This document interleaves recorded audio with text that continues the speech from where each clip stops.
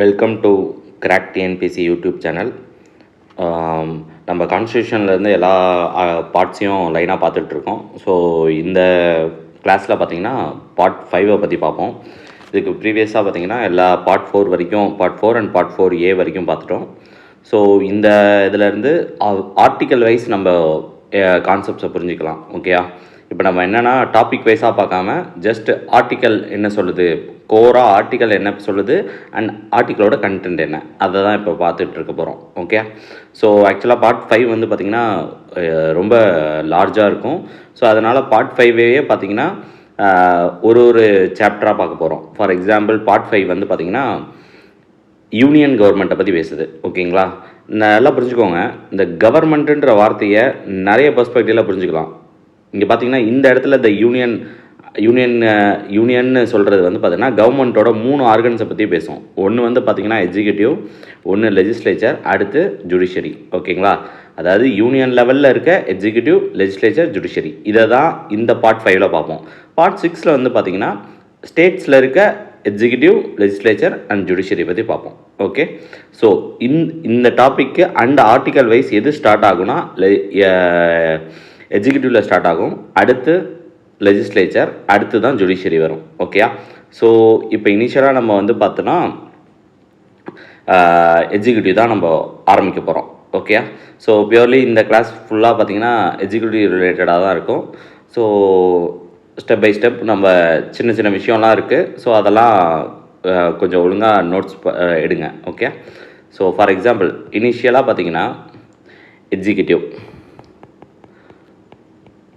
So எக்ஸிக்யூட்டிவில் யாரெல்லாம் வருவாங்க, தட் இஸ் யூனியன் எக்ஸிக்யூட்டிவில் யாரெல்லாம் வருவாங்க, இதுதான் ஆக்சுவலாக இது டைரெக்டான கொஷின். ஓகே. ஸோ எக்ஸிக்யூட்டிவில் யாரெல்லாம் வருவாங்கன்னா president, vice president, council of ministers, attorney general. ஓகேங்களா? ஸோ இது எல்லாமே சேர்ந்தது தான் யூனியன் எக்ஸிக்யூட்டிவ். ஓகே. ஸோ நல்லா தெரிஞ்சுக்கோங்க, இவங்க 4 பேருமே இருக்கணும். ஓகேங்களா? ஸோ ஆக்சுவலாக சிஓஎம்குள்ள பிஎம் இருப்பாங்க. ஓகே.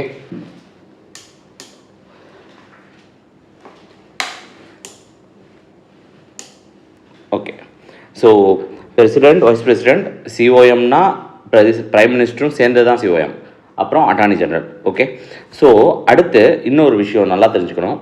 இப்போது நம்ம சென்ட்ரல் கவர்மெண்ட்டுன்னு ஒரு ஸ்டேட்மெண்ட் பார்ப்போம். ஓகேங்களா? சென்ட்ரல் கவர்மெண்ட் இல்லை ஸ்டேட் கவர்மெண்ட். ஓகேங்களா? ஸோ இப்படின்னா என்னன்னு ஃபஸ்ட்டு நல்லா புரிஞ்சுக்கோங்க. சென்ட்ரல் கவர்மெண்ட்னா ஃபார் எக்ஸாம்பிள் யூனியனில் இப்போ பார்த்தீங்கன்னா பிஜேபி தான் வந்து பவரில் இருக்குது. ஓகேங்களா? பிஜேபி ஆர் என்டி அலையன்ஸ்னு சொல்லுவோம். ஓகேங்களா? National democratic alliance. ஸோ இவங்க வந்து ஆட்சியில் இருக்காங்க. அப்போனா பிஜேபியில் இருக்க எம்பிஸ் இருக்காங்கல்ல, இவங்க எல்லாருமே இந்த சென்ட்ரல் கவர்மெண்ட்டு நம்ம ரெஃபர் பண்ணுற போது வருவாங்களான்னா இல்லை. இந்த சென்ட்ரல் கவர்மெண்ட்னு நம்ம ரெஃபர் பண்ணும் போது யாரை மட்டும் நம்ம ரெஃபர் பண்ணுறோன்னா சிஓஎம்மை தான் நம்ம அப்படி ரெஃபர் பண்ணுறோம். அதாவது எல்லா எம்பியும் part of the central government இல்லை. சென்ட்ரல் கவர்மெண்ட்டில் யாரெல்லாம் பார்ட்னா சிஓஎம், தட் இஸ் யாரெல்லாம் மினிஸ்டராக இருக்காங்களோ அவங்க மட்டும்தான் நம்ம கவர்மெண்ட்டுன்னு சொல்கிறதுல அந்த மீனிங்குள்ளே வருவாங்க. நல்லா புரிஞ்சுக்கோங்க. ஓகே. ஏன்னா இது நிறைய பேர் குழப்பிக்கிட்டே இருப்பாங்க. இப்போ பிஜேபியில் இருக்க எல்லாருமே பிஜேபிக்காரங்க தான் கவர்மெண்ட் ஃபார்ம் பண்ணியிருக்காங்க. பட் பிஜேபி யூனியன் கவர்மெண்ட்டு நம்ம சொல்லும் போது அந்த கவர்மெண்ட்டுன்ற டெஃபினிஷனில் எதை மீன் பண்ணுறோன்னா கவுன்சில் ஆஃப் மினிஸ்டர்ஸ் தான் மீன் பண்ணுறோம். ஓகே. அதே மாதிரி தான் ஸ்டேட் கவர்மெண்ட்லேயும். ஓகே. இப்போ ஸ்டாலின் கவர்மெண்ட்னா ஸ்டாலினோட சிஓஎம்மை தான் நம்ம கவர்மெண்ட்டுன்னு சொல்கிறோமே ஒழிய ஸ்டாலினோட எம்எல்ஏஸ் எல்லாருமே கவர்மெண்ட்டுன்னு சொல்ல மாட்டோம். அதை புரிஞ்சுக்கோங்க. இந்த எம்எல்ஏஸ்லாம் will be part of legislature. Okay. Whereas இவங்க is a part of executive. அதனால தான் நம்ம நல்லா புரிஞ்சுக்கோங்க, எந்த கவர்மெண்ட்டுன்னு நம்ம லோக்கலாக யூஸ் பண்ணுறது எதை மீன் பண்ணுன்னா கவுன்சில் ஆஃப் மினிஸ்டர்ஸை தான் மீன் பண்ணுது. தட் இஸ் எக்ஸிக்யூட்டிவை தான் மீன் பண்ணுறோம், லெஜிஸ்லேச்சரை கிடையாது. ஓகே. அடுத்து இந்த 3 ஆர்கன் இருக்குல்ல, எக்ஸிக்யூட்டிவ், லெஜிஸ்லேச்சர், ஜுடிஷரி, இந்த 3 பேரோட வேலை என்ன அப்படின்னா, இந்த 3 பேரில் வேலை ஃபஸ்ட்டு ஸ்டார்ட் ஆகிறது வந்து லெஜிஸ்லேச்சரில் தான். லெஜிஸ்லேச்சர் என்னென்னா ஒரு லாவை மேக் பண்ணுறது தான் இவங்களோட வேலை, லா மேக்கிங். ஓகேங்களா? அடுத்து எக்ஸிக்யூட்டிவோட வேலை அந்த லாவை இம்ப்ளிமெண்ட் பண்ணணும். ஓகே. அடுத்து இந்த ஜுடிஷியரியோட வேலை என்னென்னா இவங்க லா மேக் பண்ணது within the scope of the constitution இருக்கா இல்லையான்னு செக் பண்ணணும். வித்தின் த ஸ்கோப்னா கான்ஸ்டியூஷன் சில ஃப்ரேம் ஒர்க்குள்ளே தான் நீங்கள் லா மேக் பண்ணணும்னு சொல்லியிருக்கு.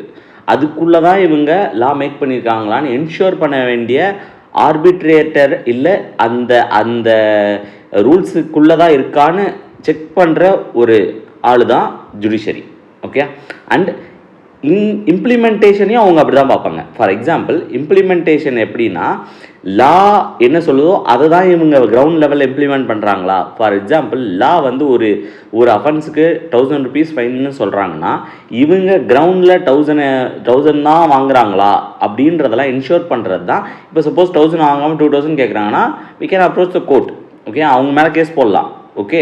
ஸோ ஜுடிஷியரியோட வேலை லா மேக்கிங் கரெக்டாக இருக்கா அண்ட் இம்ப்ளிமெண்டேஷன் அந்த மேக் பண்ண லா இம்ப்ளிமெண்ட் பண்ணுறது கரெக்டாக இருக்கா அப்படின்றது தான் இதோட வேலை. ஓகேங்களா? ஸோ அடுத்து இப்போ வந்து ஸ்டெப் பை ஸ்டெப்பாக ஒரு போஸ்ட்டாக பார்க்கலாம். ஓகேங்களா? ஸோ நல்லா புரிஞ்சுக்கோங்க. பார்ட் 1 வந்து பார்த்தீங்கன்னா யூனியன் அண்ட் இட்ஸ் டெரிட்டரி, அது வந்து 1ல் இருந்து 4 வரைக்கும் ஆர்டிக்கல் முடிஞ்சிருக்கும். பார்ட் 2 என்ன ஆயிருக்குன்னா சிட்டிசன்ஷிப்பை பற்றி, அது 5ல் இருந்து 11 வரைக்கும் இருக்கும். தேர்ட் ஆர்டிக்கல் என்னென்னா தேர்ட் பார்ட் என்னென்னா எஃப்ஆர், அது வந்து பார்த்திங்கன்னா 12லேருந்து 35 வரைக்கும் இருக்கும். ஸோ ஃபோர்த் பார்ட்டு டிபிஎஸ்பி, அது 36ல் இருந்து 51 வரைக்கும் இருக்கும். 4A ஃபண்டமெண்டல் டியூட்டி, அது வந்து பார்த்திங்கன்னா 51A. ஓகேங்களா? ஸோ இது வரைக்கும் முடிஞ்சிருச்சு. அப்படின்னா இப்போ லாஜிக்கலாக பார்த்தோன்னா ஆர்டிக்கல் 52ல் இருந்தால் நம்ம இப்போ ஸ்டார்ட் பண்ணணும். ஓகேங்களா? இந்த ஆர்டிக்கல் 52 என்ன சொல்லுதுன்னா பிரசிடெண்ட். ஓகேங்களா? இந்த பிரசிடெண்ட்டுன்ற ஒரு போஸ்ட் இருக்கணும்னு எந்த ஆர்டிக்கல் சொல்லுது அப்படின்னா ஆர்டிக்கல் 52. இவ்வளோ தான். 52 ஆர்டிக்கல் ரொம்ப சிம்பிள். பிரசிடெண்ட்டுன்னு ஒரு போஸ்ட் இருக்கணும்னு யார் சொல்கிறாங்கன்னா ஆர்டிக்கல் 52 ஆஃப் த கான்ஸ்டியூஷன் சொல்லுது. அதோட முடிஞ்சது. ஓகேங்களா? அடுத்து ஆர்டிக்கல் 53. ஓகே. ஸோ ஏன்னா இது இப்படி படித்தாதான் நம்மளுக்கு ஆர்டிக்கல் என்னன்றதும் மைண்டில் நிற்கும். ஓகேங்களா? ஸோ அடுத்து பிரசிடெண்ட் வந்து ஒரு போஸ்ட் இருக்கணும்னு சொல்லிடுச்சு. அந்த பிரசிடெண்ட் என்னவா இருக்கணும் இல்லை எப்படி அவர் ஃபங்க்ஷன் ஆகணும் அப்படின்றது சொல்ல போகிறது தான் 53. That is executive power of the union. ஓகேங்களா? எக்ஸிக்யூட்டிவ் பவர் ஆஃப் த யூனியன்றதை பேசுகிறது தான் 53. பட் அது கூடவே அது இன்னொரு விஷயத்தையும் பேசும். ஓகேங்களா? அதாவது என்ன பேசுதுன்னா பிரசிடெண்ட் கிட்ட தான் அந்த மொத்த எக்ஸிக்யூட்டிவ் பவருமே இருக்குது. ஓகேங்களா? அண்ட் இந்த பிரசிடெண்ட் எப்படி ஆக்ட் பண்ணணும்னா on aid and advice of COM.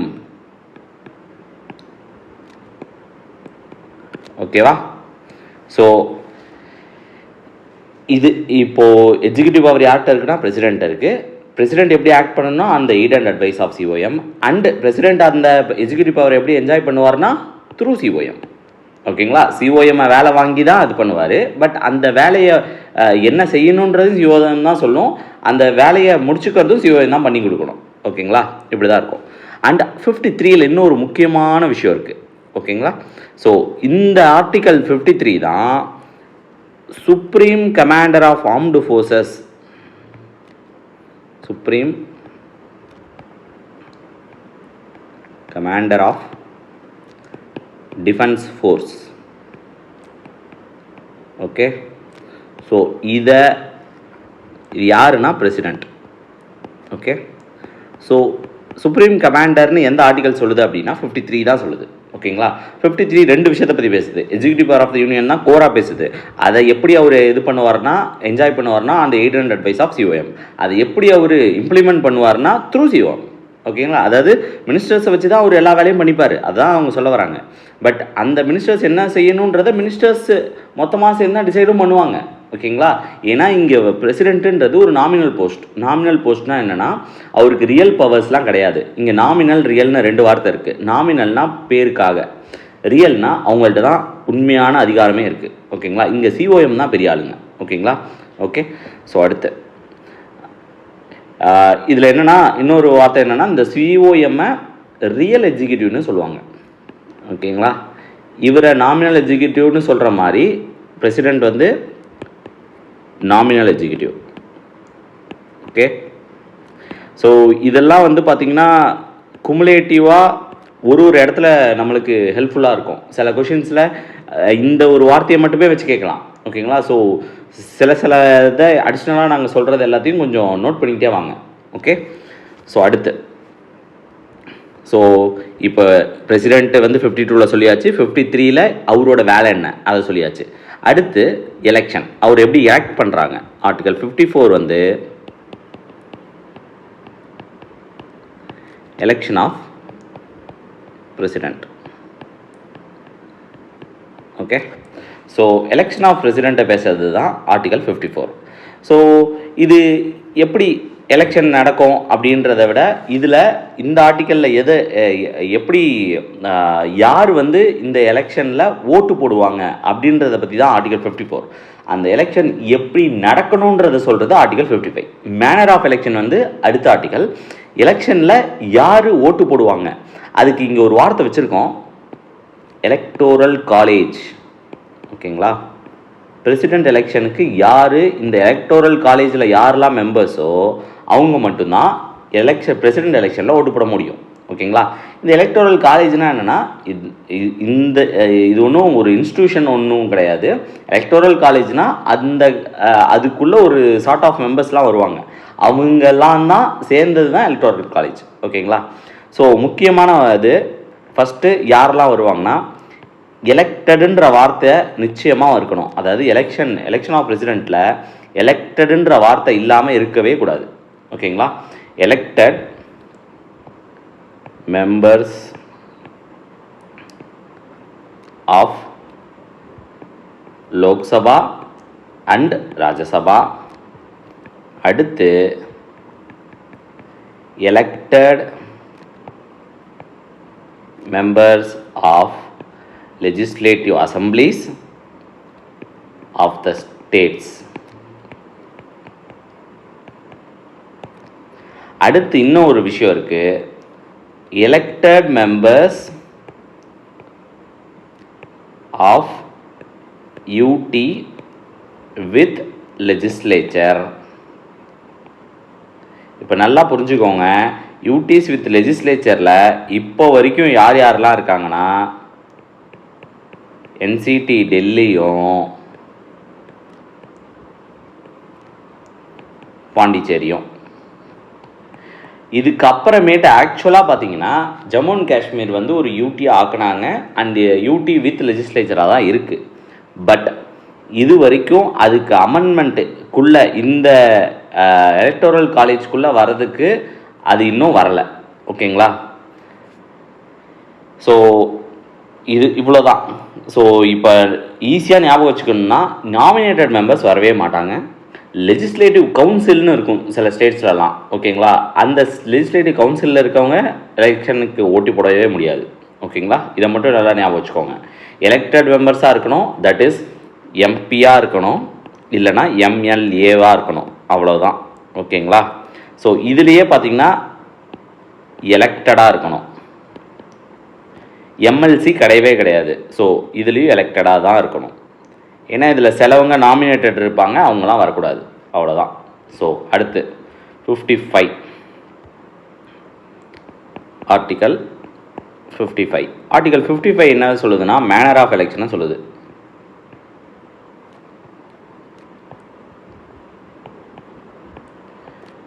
Manor of election. இப்போது மேனர் ஆஃப் எலெக்ஷன் வந்து பார்த்திங்கன்னா இங்கே டைரக்ட் எலெக்ஷன்லாம் வைக்கல, ஓகேங்களா. ஸோ டைரக்ட் எலெக்ஷன்னா என்னென்னா நம்மளோட ரெப்ரசன்டேட்டிவை நம்மளே ஓட் போட்டு எடுக்கிறது தான் டைரக்ட் எலெக்ஷன். இங்கே டைரக்ட் எலெக்ஷன்லாம் எதுவுமே கிடையாது. ஸோ இங்கே இன்டைரக்ட் எலெக்ஷன் தான், ஓகேங்களா. ஸோ இன்டைரக்ட் எலெக்ஷன்னா என்னென்னா, அது கொஞ்சம் சொல்கிறேன் புரிஞ்சுக்கோங்க.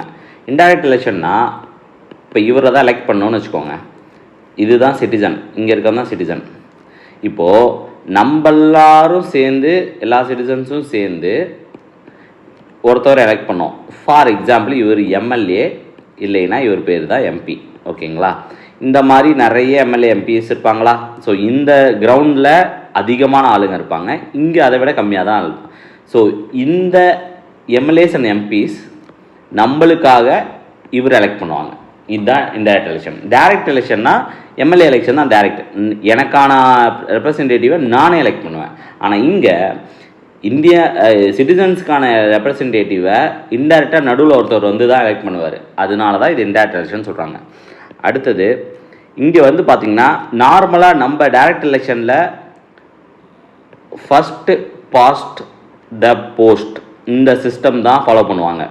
அதாவது யார் இருக்க கண்டெஸ்ட் பண்ணுறதுலே யார் அதிகமான ஓட்டு எடுக்கிறாங்களோ அவங்க தான் வின்னர். அதான் அதோட அர்த்தம்.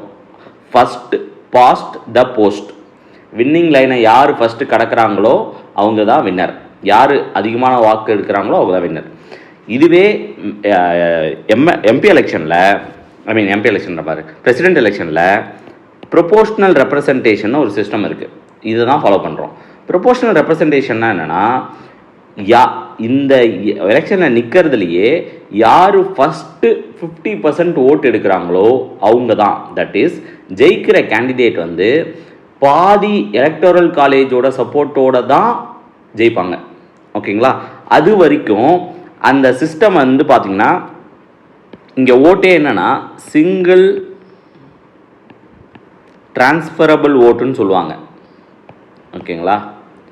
டிரான்ஸ்ஃபரபிள் ஓட்டு, அதாவது proportional representation with single transferable ஓட்டுன்றதான் எல்லா புக்ஸ்லேயும் இருக்கும். ஓகேங்களா.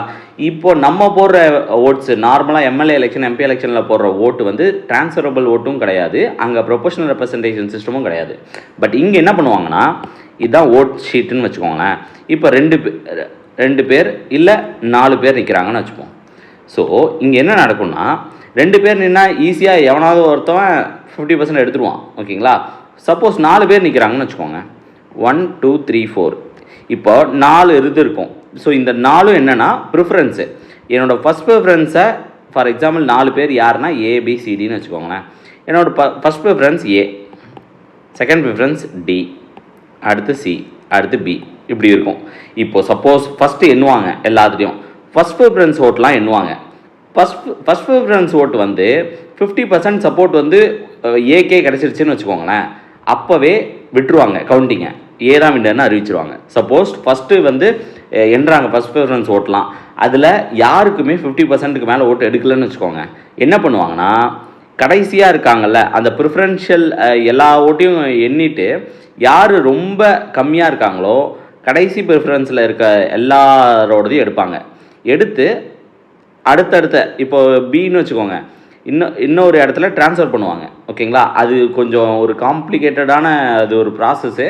அதனால தான் ஆக்சுவலாக நம்ம பார்த்திங்கன்னா அதை நம்ம எம்எல்ஏ எலெக்ஷன், எம்பி எலெக்ஷன்லாம் பண்ணுறதில்ல. ஓகேங்களா. ஸோ கடைசி ப்ரிஃபரன்ஸில் இருக்கவங்களோட ஓட்டு எல்லாத்தையும் ட்ரான்ஸ்ஃபர் பண்ணுவாங்க. ஓகே. அப்படி தான் ஒரு ஸ்டெப்லையும் கடைசி ப்ரிஃபரன்ஸில் இருக்கவங்கள ட்ரான்ஸ்ஃபர் பண்ணிக்கிட்டே வருவாங்க. ஸோ ஃபஸ்ட்டு யார் அந்த மாதிரி ட்ரான்ஸ்ஃபர் பண்ண யார் ஃபஸ்ட்டு 50% ஓட்டு எடுக்கிறாங்களோ அவங்க தான் வின்னர். ஓகேங்களா. ஸோ இப்படி தான் எலெக்ஷன் வந்து இந்த பிரசிடென்ட்க்கு நடக்கும். இன்டைரக்ட் எலெக்ஷன் எல்லாமே இப்படி தான் நடக்கும். ஓகேங்களா. ஸோ அடுத்து ஆர்டிகல் 56.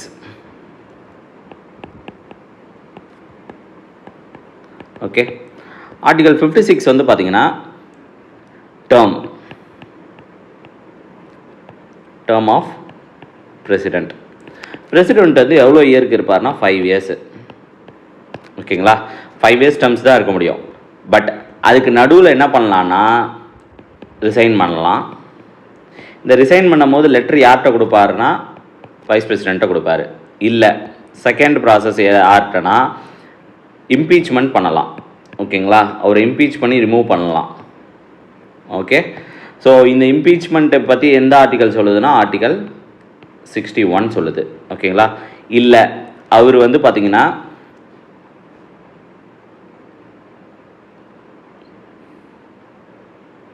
ரெசிக்னேஷனு, இம்பீச்மெண்ட்டு, இல்லைன்னா டெத்து. ஓகே, ஸோ இது மூலமாலாம் அந்த 5 இயருக்கு நடுவுலையே இவரை பதவியிலேருந்து விலகு செய்யலாம். ஓகேங்களா, இவ்வளோ தான். ஓகே, அடுத்து ஆர்டிகல் 57. ஆர்டிகல் 57 என்னென்னா eligibility for re-election. Eligibility for re-election. Okay, நல்லா புரிஞ்சுக்கோங்க, எலெக்ஷனுக்கு இல்லை, eligibility for re-election. Okay, eligibility for re-election வந்து இங்கே என்ன சொல்லுதுன்னா, இந்தியன் கான்ஸ்டியூஷன் இஸ் எலிஜிபிள்னு சொல்லுது. ஒரு டைம் தான் இருக்கணுன்ற ரூல்லாம் கிடையாது, அடுத்த டைமும் இருக்கலாம். ஓகே, ஸோ அடுத்து அது மட்டும் தான் ஆர்டிகல் 57. ஆர்டிகல் 58. ஆர்டிகல் 58 ஸ்பெசிஃபிக்கலாக என்ன சொல்லுதுன்னா குவாலிஃபிகேஷன். இது ரொம்ப முக்கியமான ஆர்டிகல், குவாலிஃபிகேஷன். ஓகே, ஸோ இந்த குவாலிஃபிகேஷனை வச்சு நிறைய கொஷின்ஸ் வந்திருக்கு. இதில் வந்து குவாலிஃபிகேஷனை நல்லா நோட் பண்ணுங்கள். ஃபஸ்ட் குவாலிஃபிகேஷன் சிட்டிசனாக இருக்கணும். அடுத்து ஏஜை பற்றி வரும். ஓகேங்களா, இந்த ஏஜை பற்றி ஒரு வார்த்தை ரொம்ப முக்கியம், கம்ப்ளீட்டட். அதாவது அவருக்கு 35 வயசு கம்ப்ளீட் ஆகிருக்கணும். ஓகே, 35 இயர்ஸ் ஆஃப் ஏஜ்னு சொல்லலை, கம்ப்ளீட்டட் 35 இயர்ஸ் ஆஃப் ஏஜ்னு சொல்கிறாங்க. ஓகேங்களா, அண்டு அடுத்த குவாலிஃபிகேஷன் என்னென்னா லோக்சபா ஆர் அந்த லோக்சபாக்கு இன்னொரு வார்த்தை இருக்குது, ஹவுஸ் ஆஃப் பீப்புள்னு சொல்லுவாங்க. ஓகேங்களா, அந்த ஹவுஸ் ஆஃப் பீப்புளுக்கு எலெக்ட் ஆகிறதுக்கு எலிஜிபிளாக இருக்கணும். அதாவது ஹவுஸ் ஆஃப் பீப்புளில் யார் இருப்பா? எம்பி.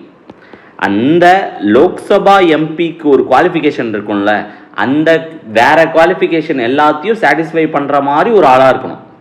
ஓகே, ஸோ லோக்சபா எலெக்ஷனுக்கு நிற்கிற எம்பிக்கு என்னென்ன குவாலிஃபிகேஷன்லாம் வேணுமோ அந்த குவாலிஃபிகேஷன் எல்லாத்தையும் இவர் ஃபுல்ஃபில் பண்ணியிருக்கணும். ஓகே, அண்ட் அடுத்து வந்து பார்த்தீங்கன்னா no office of profit. Okay, so இவ்வளவு தான் ஆர்டிகல் 58. அடுத்து ஆர்டிகல் 59. ஸோ ஆர்டிகல் 59 எதை பற்றி பேசுதுன்னா கண்டிஷன் ஆஃப் ஆஃபீஸை பற்றி பேசுது. So condition of office. Okay, so condition of ஆஃபீஸில் ரொம்ப முக்கியமாக என்ன விஷயம்னு வச்சுக்கோங்களேன்,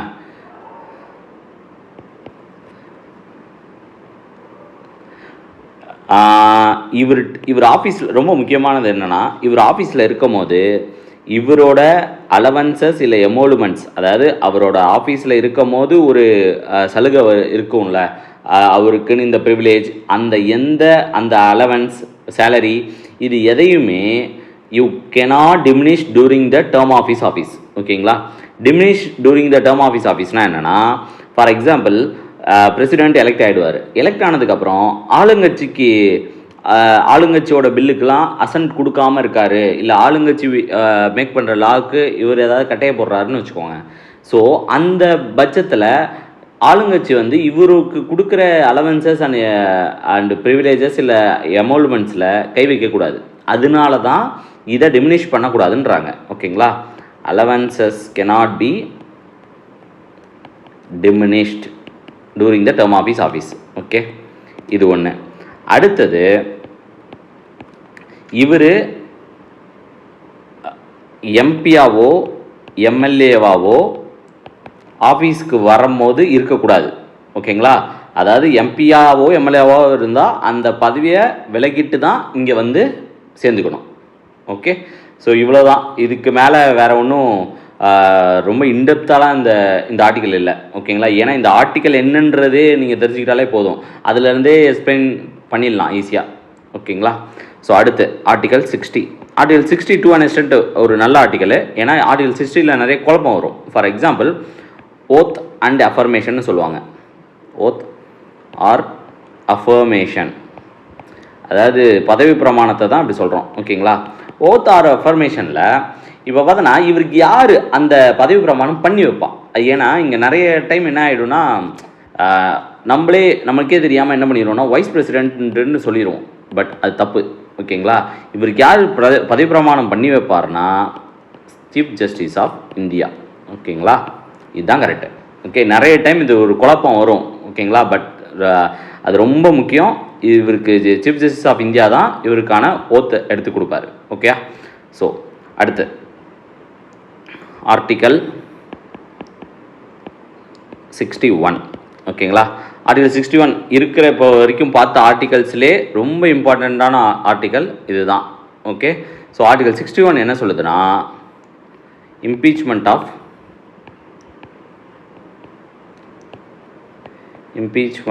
ஆஃப் பிரசிடெண்ட்டை பற்றி பேசுகிறது. ஓகேங்களா, இம்பீச்மெண்ட்னா என்னென்னா ரொம்ப முக்கியமான டேர்ம். இம்பீச்மெண்ட்னா ரிமூவல்னு அர்த்தம். ஓகேங்களா, ரிமூவல் ஃப்ரம் ஆஃபீஸ். ஓகேங்களா, ஸோ இவருக்கு ரிமூவல் ஃப்ரம் ஆஃபீஸ் ஒரே ஒரு கண்டிஷனில் தான் நடக்கும். எதுக்காகனா இந்த கிரவுண்ட்ஸில் மட்டும்தான் நடக்கும். Violation of constitution. ஆக்சுவலாக பார்த்தீங்கன்னா இது ரொம்ப வேகான டேர்ம்னா என்னென்னா, எது வயலேஷன், எவ்வளவு மேக்னிடியூடில் பண்ணால் அது வயலேஷன், அந்த வயலேஷனை வச்சு ஒருத்தர் இம்பீச் பண்ணலாம் பிரசிடென்ட் போஸ்ட்டில் இருந்துன்றதெல்லாம் இது வரைக்கும் நம்ம அதுக்கு டிஃபைன் பண்ணதே இல்லை. இதுக்கு எல்லாத்துக்கும் டிஃபினேஷன் எப்போவுமே கொடுக்கறது வந்து பார்த்திங்கன்னா சுப்ரீம் கோர்ட் தான். ஆனால் இது வரைக்கும் இதுக்கு கொஷின் ஏற்படலைன்றதுனால இந்த வயலேஷன் ஆஃப் கான்ஸ்டியூஷன்னா என்னன்றது இன்னும் ப்ராடாக என்னன்றது இன்னும் யாருக்கும் தெரியாது. ஓகேங்களா, அண்ட் பின்னாடி பார்த்திங்கன்னா நம்ம டீட்டெயில்டாக இம்பீச்மெண்ட் ப்ராசஸ் என்னன்றதை டீட்டெயில்டாக பார்க்கலாம். ஒரு தனி வீடியோவில், ஒரு தனி ஷார்ட் வீடியோவில் கூட பார்க்கலாம். ஓகேயா, ஸோ இம்பீச்மெண்ட்டில் என்ன நடக்கும், எவ்வளோ மெஜாரிட்டி வேணும், ஏன்னா இதில் தான் ரொம்ப முக்கியமான பார்த்தீங்கன்னா ஸ்பெஷல் மெஜாரிட்டி இருக்கிறதுலே ரொம்ப ஸ்பெஷல் மெஜாரிட்டி இதுக்கு தான். ஓகேங்களா, ரொம்ப ஸ்பெஷல் நான் சொல்கிறது என்னென்னா, இம்பீச்மெண்ட் மெஜாரிட்டி வந்து பார்த்திங்கன்னா இருக்கிறதுலே டஃபஸ்ட் மெஜாரிட்டி இதுக்கு தான். ஃபார் எக்ஸாம்பிள் அதோட மெஜாரிட்டி என்னென்னா 2/3 of membership of the house. ஓகேங்களா, 2/3 ஆஃப் மெம்பர்ஷிப் வந்து போட்டே ஆகணும். அதாவது ஃபார் எக்ஸாம்பிள் 550 வந்து நம்மளோட கவுண்ட்டுன்னு வச்சுக்கோங்களேன், 550 மெம்பர்ஸும் ஓட் பண்ணணும். அந்த 550 மெம்பர்ஸும் ஓட் பண்ணணும்னு இல்லை, அந்த 550ல் 2/3 எவ்வளவோ அந்த நம்பர் அட்டைன் ஆகணும். ஓகேங்களா, ஸோ வேறு எல்லாத்துலேயும் 2/3 ஆஃப் மெம்பர்ஸ் பிரசிடென்ட் ஓட்டிங்னு அப்படி இருக்கும். பிரசிடென்ட் ஓட்டிங்லலாம் பார்த்தீங்கன்னா ஈஸியாக அட்டன் பண்ணலாம். But 2/3 of membership of the ஹவுஸ்ன்றது வந்து பார்த்தீங்கன்னா ரொம்ப டிஃபிகல்ட் டு அட்டைன். ஓகேங்களா, அது டாப் மோஸ்ட் போஸ்ட்டுக்காகவே வச்சுருக்காங்க அதை. ஓகே, ஸோ இதுக்கப்புறமேட்டு வர ஆர்டிகல்ஸ் எல்லாத்தையும் நம்ம அடுத்த இதில் பார்ப்போம். இன்னும் ஒரு ஆர்டிக்கல் மட்டும் பார்த்துடலாம். ஓகேங்களா, அதோட பார்த்திங்கன்னா பிரசிடென்ட் முடிஞ்சிடும். ஓகே, ஸோ நம்ம பியூராக கான்ஸ்டியூஷனோட ஆர்டிகல்ஸ் வழியாக தான் நம்ம இந்த வீடியோஸே போட்டுட்ருக்கோம். ஏன்னா ஆர்டிகல்ஸ் என்னன்றது நமக்கு தெரியணும், அதுக்காக தான். ஓகேங்களா, ஸோ ஆர்டிகல் 62 என்னென்னா, டைம் ஆஃப் ஹோல்டிங் எலெக்ஷன். ஓகேங்களா, to the president's office, time of holding election. ஓகேங்களா, ஃபார் எக்ஸாம்பிள் இது என்ன சொல்லணும்னா 6 மாதத்துக்கு முன்னாடி. ஓகேங்களா, 6 months before expiration of the term, 6 months அதுக்குள்ளே நடத்திடணும்னு சொல்லுவாங்க. ஓகே, ஸோ இல்லை இங்கே சில விஷயம்லாம் நடக்கலாம். ஃபார் எக்ஸாம்பிள் இப்போது விபி பிரசிடெண்ட்டை ரிமூவ் பண்ணிட்டாங்கன்னு வச்சுக்கோங்களேன், அதுக்கப்புறம் யாரை வைப்பாங்கன்னா வைஸ் பிரசிடெண்ட்டை வைப்பாங்க. ஓகேங்களா, அதுக்கடுத்து பார்த்தீங்கன்னா வைஸ் பிரசிடெண்ட்டையும் ரிமூவ் பண்ணிட்டாங்க. இது நடக்காது, பட் சப்போஸ் ஃபார் எக்ஸாம்பிள் ஏதோ ஒரு சுச்சுவேஷனில் பார்த்தீங்கன்னா இவரும் ரிமூவ் பண்ணுறதா போச்சு, ஆர் இவருக்கு வேறு இஷ்யூனால இவரும் அந்த ஆஃபீஸில் இல்லை அப்படின்னா சீஃப் ஜஸ்டிஸ் ஆஃப் இந்தியா. ஓகேங்களா, இப்போ இவரும் பிரச்சனைன்னு வச்சுக்கோங்களேன், senior most judge of the supreme court. Okay, so இதுதான் க்ரோனாலஜிக்கலாக வரும். ஓகேங்களா, இவர் இல்லைனா இவர் இல்லைனா இவர். ஓகேங்களா, ஸோ இப்படி தான் இருக்கும். ஓகே, ஸோ இதோட பிரசிடென்ட் ரிலேட்டடான ஆர்டிகல் முடிஞ்சிருச்சு. பின்னாடி சில ஆர்டிகல்ஸ்லாம் இருக்குது. ஓகேங்களா, ஃபார் எக்ஸாம்பிள் ஆர்டிகல் 72 இருக்குது. ஓகே, ஆர்டிகல் 72 என்னென்னா பார்டனிங் பவர் ஆஃப் பிரசிடென்ட்னு வரும். ஓகே, ஸோ அதெல்லாம் நம்ம பின்னாடி பார்ப்போம். ஓகே, ஸோ வீடியோவும் பெருசாக போய்ட்டு இருக்கிறதுனால இதோட ஸ்டாப் பண்ணிக்கலாம். ஏதாவது உங்களுக்கு டவுட்ஸ் இருந்துச்சு, இல்லை வீடியோஸ் இம்ப்ரூவ் பண்ணணும் அப்படின்னா கமெண்ட் செக்ஷனில் சொல்லுங்கள். தேங்க்யூ ஃபார் வாட்சிங். Okay, kindly subscribe to crack TNPSC YouTube channel. Thank you.